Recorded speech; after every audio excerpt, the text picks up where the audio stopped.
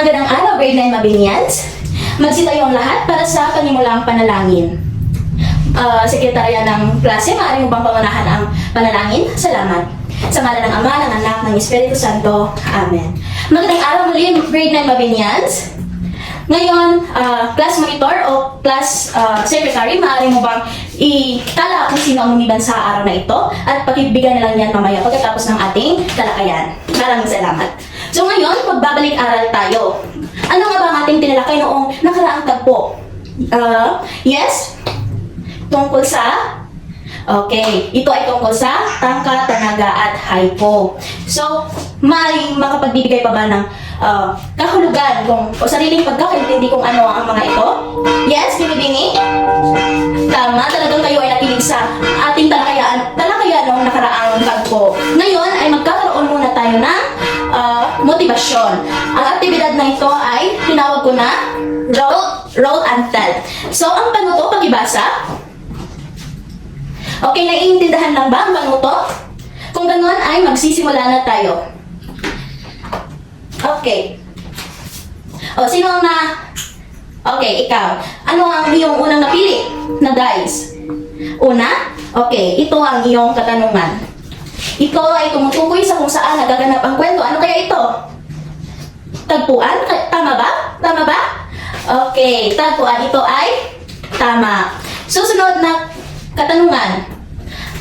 Pakibasa? Tama nga ba ang kanyang sagot? Tama. Ito ay tauhan. Susunod. Susunod na katanungan. Pakibasa? Tama kaya ang kanyang sagot? Tama. Ito ay banghay. Susunod. Tama. Ito ay kaisipan. Susunod. Ano kaya ito? Anong napiling dice mo? Number 5. Ang iyong katanungan ay bonus. Ito ay mayroon kang plus points mamaya sa ating pagtataya. Ika-anim na katanungan. Pakibasa. Ang sagot mo ay yes, binibini? Suliranin. Tama. Susunod ay ang ikapitong katanungan. Pakibasa. Okay, ito ay tunggalian. Ang panghuling katanungan. Tama kaya ang kanyang sagot? Tama. Ito ay paksang diwa. So, malalaman natin yan kung ano-ano ang mga ito. So, dumako na tayo sa ating paksa. Ito ang mga elemento ng maikling kwento. Ngunit bago yan, pakibasa. Ang layunin? Okay. So, ano kaya ang maikling kwento? Yes, binibini, maaari kang magbigay ng iyong idea. Tingnan natin kung tama. So, ang maikling kwento ay pakibasa. Okay, naiintindihan na ba? So, ito pa ang ibang kahulugan. Karaniwang natatapos, ang maikling kwento ay karaniwang natatapos basahin sa isang upuan lamang o ito ay matatapos lang sa isang oras o isang araw. Kaya ito ay tinatawag na maikling kwento. Ito ay nagdudulot ng aliw at karaniwang kapupulutan ng aral sa buhay. Ayon kay sino? Okay, siya ay tinaguri ang ama ng maikling kwento.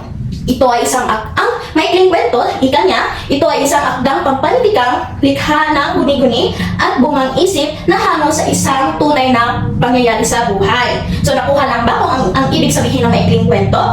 Okay. So, ano ang mga elemento ng maikling kwento? Yes? Tama kaya ang iyong sagot? Tama. So, ang elemento ng maikling kwento ay ang tauhan, tagpuan, banghay, kaisipan, suliranin, tunggalian, at paksang diwa. So, kikilanin natin sila isa-isa. So, una, ang tauhan. Pakibasa. So, ibig sabihin nito, ang tauhan ay sila yung pangunahing tauhan o bida sa kwento, no? So, nakuha na ba? Okay.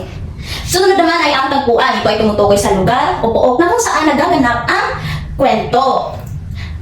Okay, may idea ka ba? Magbigay ka ng halimbawa kung anong lugar o pook na maaaring magpaggagalapan ng isang kwento, pangyayari.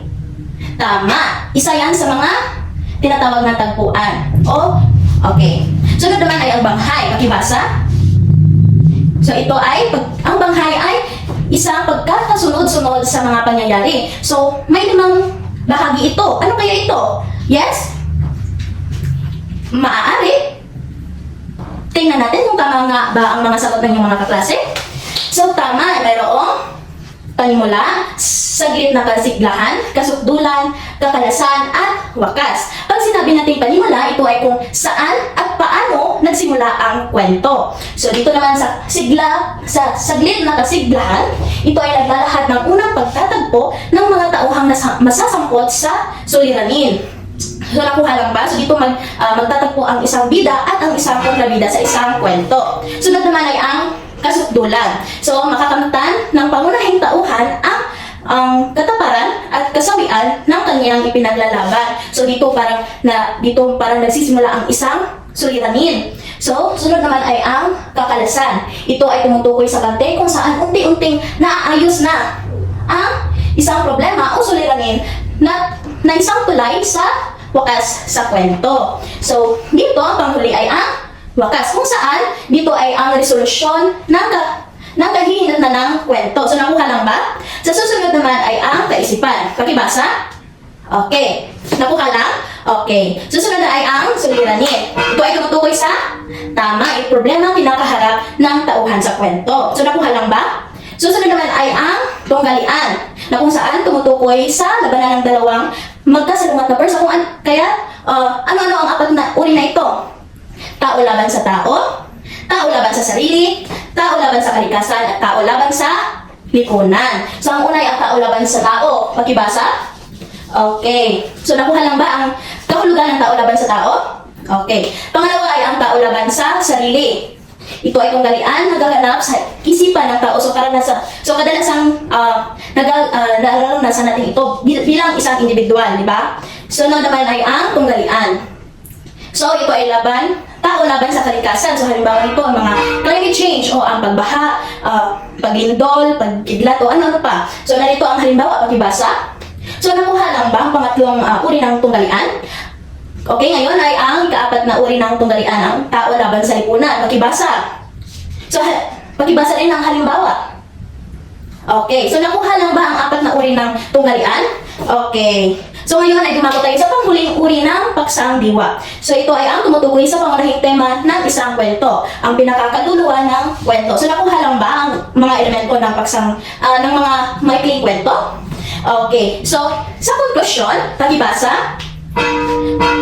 Okay, so bakit nga ba mahalaga ang mga elemento ng maikling kwento? Yes? Okay, ikaw ay may tamang sagot. Okay, ngayon dahil nauunawaan na ninyo, ngayon ay dumako tayo sa paglalapad. So sa paglalapad, pakibasa ang panuto. Okay. So narito ang rubric sa gawain. Nilalaman, 40%, orihinalidad, 30%, organisasyon, 20%, kasiningan, 10%, sa kabuuang 100%. So, bibigyan ko kayo ng 7 minuto sa paggawa ng itong aktibidad. Okay, tapos na ba? Okay, tapos na. So, kumuha na naman kayo ng isang kapat na papel para sagutan ang pagtataya. So, bibigyan ko lamang kayo ng 5 minuto para sagutan ito. Next. Okay, pakipasa ang iyong mga papel dito sa harapan. Salamat. So, ngayon ay tapos na nating sagutan ang dalawang aktibidad. Ngayon naman ay dumako tayo sa takdang aralin. So, sa isang kalahating papel, basahin ang isang maikling kwento na pinamagatang ang batang maikli ang isang paa at gumawa ng isang refleksyon ito. Nito ang gabay sa pagsagot. Maaaring nyo itong kunan ng litrato. At magbibigay lamang ako ng kwento sa batang maikli ang isang paa sa GC. Okay? Wala na bang ibang katanungan? Wala na? Okay, kung ganon, maraming salamat sa inyong pakikinig sa ating talakayan. Naway, may natutunan kayo at may sa puso at may sa isip ninyo ang mga natutunan ninyo. At yun lamang, ngayon ay magsitayo na ang lahat para sa pangwakas na panalangin. Sa ngalan ng Ama, ng Anak, ng Espiritu Santo. Amen. Purihin natin ang Panginoong Diyos, ngayon at magpakailanman. Paalam, grade 9 Mabinians.